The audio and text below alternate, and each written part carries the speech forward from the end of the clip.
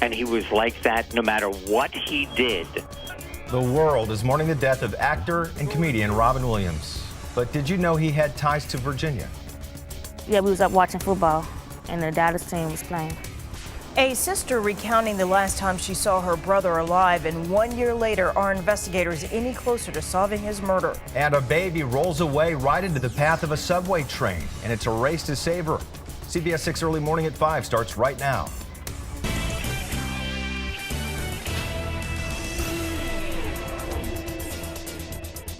Now, this is CBS 6 News. It's 5 o'clock. Thanks for joining us on this Tuesday, August 12th, everybody. I'm Rob Cardwell. And I'm Reba Hollingsworth. We have breaking news to tell you about out of Henrico in just a moment. But first, a look at the weather you're waking up to right now. Here's meteorologist Carrie Rose. Carrie, you say it's going to get muggy later. Yeah, it already feels pretty sticky outside, but this warm front that's on the move northward will make it feel even stickier as we get into what's called the warm sector in between that storm system, which will keep bringing us the opportunity for scattered showers and storms today. What it's done for us overnight brought in overcast skies and periods of rain. No thunderstorms overnight for us, but we have continued to get some scattered showers through. Most of this precipitation is very light. Temperatures right now into the mid to upper 60s and the lower 70s, 72 as you head out the door. And I would encourage you to grab an umbrella because you'll probably want to keep that handy through the day today, especially for your morning commute, because we will continue to get these scattered light showers. But it's this afternoon that we could deal with some heavier thunderstorms, even severe. I'll walk you through that threat in my next update. That's coming up in 9 more minutes. Rob, Reba. All right, thanks, Carrie. We are following breaking news out of eastern Henrico this morning. Police are investigating a homicide after a shooting in Highland Springs. It happened at 300 block of Newbridge Road just before midnight. We're told the victim was taken to the hospital with multiple gunshot wounds where he later died. Anyone with information is asked to call Crime Stoppers. Here's the number, 780-1000. The entertainment world is mourning the loss of legendary actor and comedian Robin Williams this morning. The comic genius died from an apparent suicide at the age of 63. News of Williams' death came as a shock to his millions of fans Monday. He performed across the country and was no stranger to Central Virginia. In one of his many movie roles, Williams played Patch Adams, a VCU medical school grad who treated patients with humor. He actually came to the Landmark Theater in 2008, a night that Richmonders still talk about because Williams not only made everybody laugh and cry, but he also taught them and the whole world to think differently. In the late 70s, Williams starred with good friend and filmmaker Tim Reed in the Richard Pryor Show. Reed spoke with our Tracy Sears and says underneath the laughter, he saw the troubled soul of his friend, but that brought out the genius within. This world needs laughter more now than it has in a long, long time. And when you lose someone who can make people laugh, it's a big loss. Williams was last seen alive at his home at about 10 o'clock Sunday night. He was pronounced dead a little after noon yesterday. The coroner says Williams may have died due to asphyxia, cutting off the oxygen supply to the brain. An investigation is now underway and must be completed before a final determination is made. It's 5:03. In other news this morning, the latest round of testimony of the federal corruption trial against former Governor Bob McDonnell and his wife Maureen. We saw a chief of staff, a brother-in-law, and a top administration official all take the stand as witnesses. And today, former Attorney General Jerry Kilgore will be back on the stand again today. CBS 6's Jake Burns joins us from the federal courthouse in downtown Richmond with our update. Jake. Yeah, Reba, yesterday Kilgore testified that he received more than $100,000 worth of political donations from Johnny Williams during his career.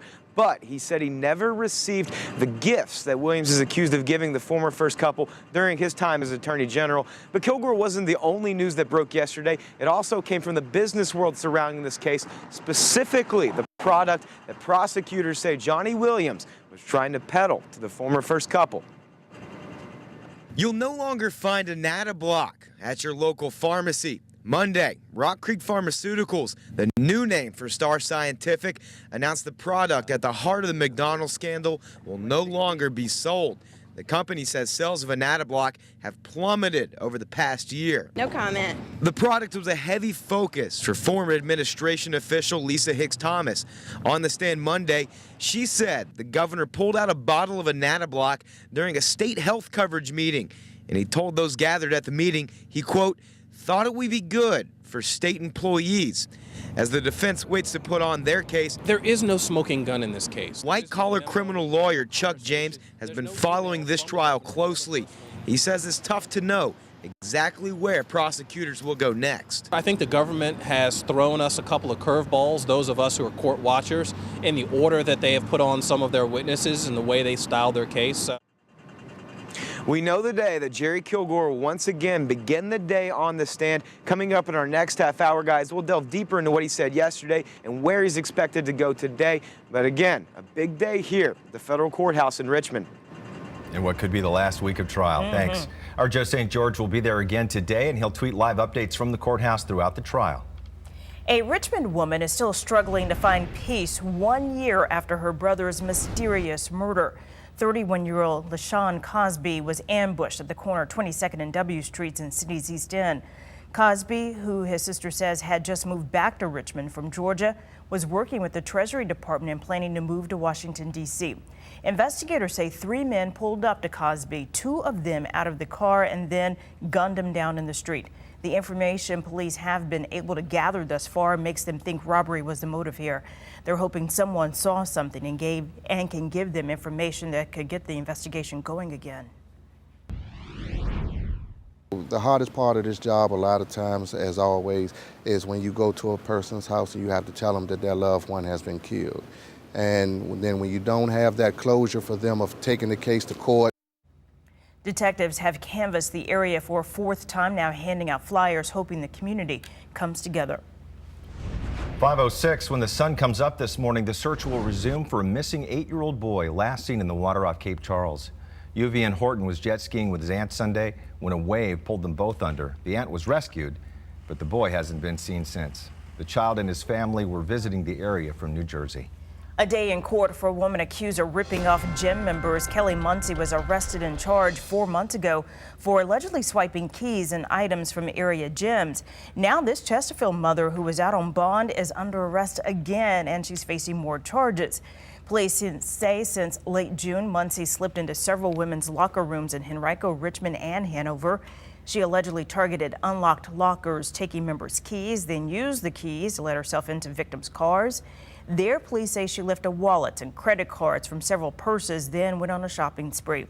One Henrico victim tells us Muncie immediately used her credit card after allegedly swiping her keys from an American Family Fitness in Short Pump. Within 10 minutes after that, she was at Walmart and she tried spending $400. I don't know of what, and then it was declined, and then she went to Firestone. Frustrating just because, we changed our locks, we had to order a new ID. Richmond police say Muncie and this man, Christopher Gillis, were arrested for a similar crime at a Gold's Gym in the Fan. Muncie is also connected to another crime in Hanover after a woman was targeted at Gold's Gym on Bell Creek Road. Muncie goes to court this morning in Henrico and in Richmond August 26. Her trial on the 11 Chesterfield charges is in September.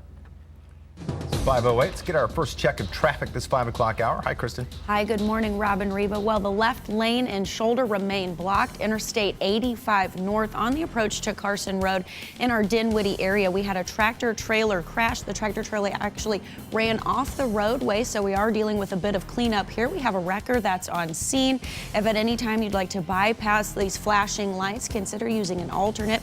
You can travel Interstate 85 north, hop off at the Hamilton Arms exit. That will take you over to Boynton Plank Road. You continue up Route 1, and from Route 1 you can connect back with Interstate 85. Let's touch on bridge replacement projects taking place just over the interstate, over Interstate 95 at Route 54. This is our Ashland area.